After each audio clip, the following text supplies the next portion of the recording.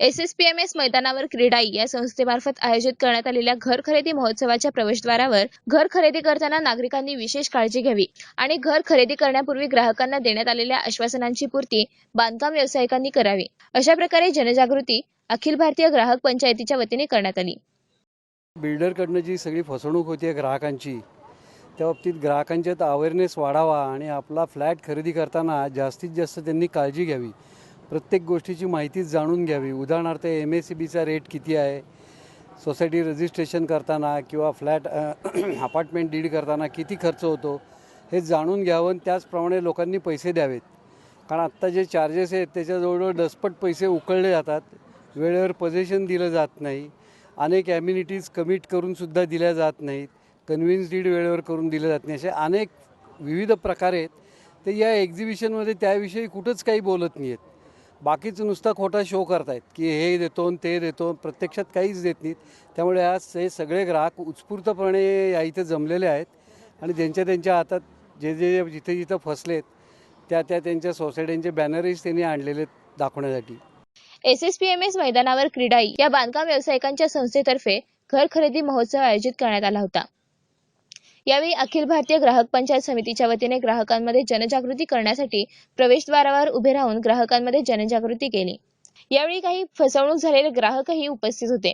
यावेळी समिती आणि ग्राहकांनी व्यावसायिक कशा पद्धतीने फसवणूक करू शकतात याची माहिती दिली। यावेळी अखिल भारतीय ग्राहक पंचायतीचे पुणे शहराचे अध्यक्ष विजय सागर यांच्यासह अनेक मान्यवर उपस्थित होते। हे सर्व फसलेले ग्राहक आहेत वेगवेगळ्या प्रोजेक्टमधले। जवळजवळ 15 ते 20 साइट्स आहेत वेगवेगळ्या बिल्डर्सच्या। त्यातली लोक स्वतःहून इथं आलीत आणि यांनी स्वतःहून इथे लोकांना जागृत करण्यासाठी हे केलं आहे। त्याबद्दल पहिल्यांदा मी हे जे ग्राहक इथं आलेत त्यांचं अभिनंदन करतो की त्यांनी हे खरंच दुसऱ्या लोकांनी फसू नये म्हणून ग्राहक जागरण करण्यासाठी करतायत। आणि दुसरं असं की ग्राहक जेव्हा फ्लॅट बुक करायला येतो तेव्हा त्याला कोल्ड्रिंक दिलं जातं, चहा दिला जातो, सर्व गोष्टी दिल्या, तो त्याला फक्त तेवढंच बघतो। पण ग्राहकांनी फ्लॅट बुक करताना त्या 7/12चा उतारा आहे का त्याच्या जागेवर, डेव्हलपमेंट ॲग्रीमेंट आहे का, सँक्शन प्लॅन झाला आहे का, त्याचा कॉर्पोरेशननी सँक्शन प्लॅन दिला आहे का, याने ऑर्डर झाली आहे का त्याची, ह्या गोष्टी बघणं अभिप्रेत आहे आणि त्यांनी ते पाहावं। कांदे बटाटे घेताना तो माणूस फार अवेअर असतो, पण फ्लॅट घेताना तेवढा अवेअर नसतो। त्यामुळं हा प्रॉब्लेम येतो आणि लोक फसतात। आता ही माझ्यासमोर उदाहरणं आहेत। 800 फ्लॅटची स्कीम आहे आणि बिल्डर फसलेले आहेत। बिल्डर लोकांनी काही अजूनपर्यंत 4 वर्ष झाले तरी ताबा दिलेला नाही आहे। लोकांकडनं पार्किंग विकता येत नाही, सुप्रीम कोर्टाचा आदेश आहे तरी पार्किंग विकलेली आहे। MSEB मीटरला 7,000 ते 10,000 खर्च येतो, पण 75,000 ते 1.5 लाख रुपये MSEB मीटरच्या नावाने घेतात। 1,000 आमची मागणी अशीच आहे की क्रेडाईने देखील आपल्या प्रत्येक सभासदाला सांगावं की तू कमिट केलेल्या डेटवरती त्याला पोझिशन दे आणि योग्य ते पैसे घे, पैसे जास्त उकळू नयेत। जे आता MSEB मीटरला 10,000 जास्तीत जास्त खर्च येतो तेवढेच घ्या, 75,000 ते 1 लाख घेऊ नका।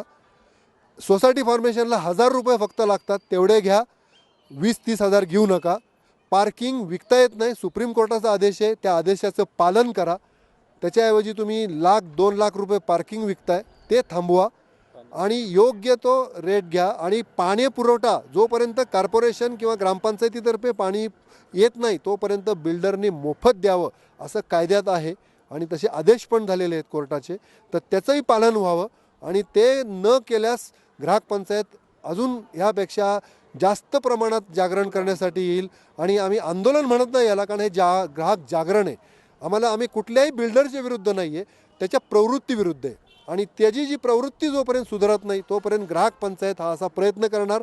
आणि आम्हाला असे आमचे चांगले आणि जे खरेच जागृत ग्राहक आहेत ते आम्हाला मदत करतील ही मला खात्री आहे। आम्ही असंच एखाद्या ठिकाणी कुठेतरी ॲडव्हर्टाईज पाहिली, अर्थात क्रेडाईचं कॉर्नरमध्ये नाव पाहिलं, 10 लाखामध्ये किंवा 12 लाखामध्ये फ्लॅट मिळतील अशी ॲडव्हर्टाईज पाहिली। त्या ॲडव्हर्टाईजला आम्ही भुललो आणि तिथे जाऊन फ्लॅट बुक केला। बुक केल्यानंतर तिथे आम्हाला असं लक्षात आलं की वास्तविकता 10 लाख आणि 12 लाख हे फक्त दाखवण्यासाठी आहे। आपल्याला द्यावे लागतात स्वतःच्या खिशातून ते 15 ते 16 लाख रुपये आणि एवढे दिल्यानंतर यात जवळजवळ गेले 4 ते 4.5 वर्ष झाले आम्ही पोझिशनची वाट पाहतोय। तर मी इथं तुम्ही म्हणाल की क्रेडाईच्या एक्झिबिशनसमोर का आलात, तर आम्ही ज्या पद्धतीने फसलेलो त्या पद्धतीने बाकीचे लोक फसू नयेत हाच आमचा हेतू आहे या ठिकाणी. आणि क्रेडाईला एक आव्हान करू इच्छितो मी इथे एक ग्राहक म्हणून, त्यांच्या नावाकडे पाहून फ्लॅट बुक केलेला ग्राहक म्हणून, की क्रेडाईने ज्या पद्धतीने बिल्डर त्यांचे जे काही सभासद असतील त्यांच्याकडून त्यांनी या गोष्टींचा फॉलोअप घ्यावा की बाबा तू ज्या दिवशी पजेशन किंवा ज्या अमेनिटीज कमिट केलेल्या आहेत त्या तू फुलफिल करतोयस की नाही, यासाठी क्रेडाईने सुद्धा प्रयत्न करावेत असं मी त्यांना आवाहन करतो.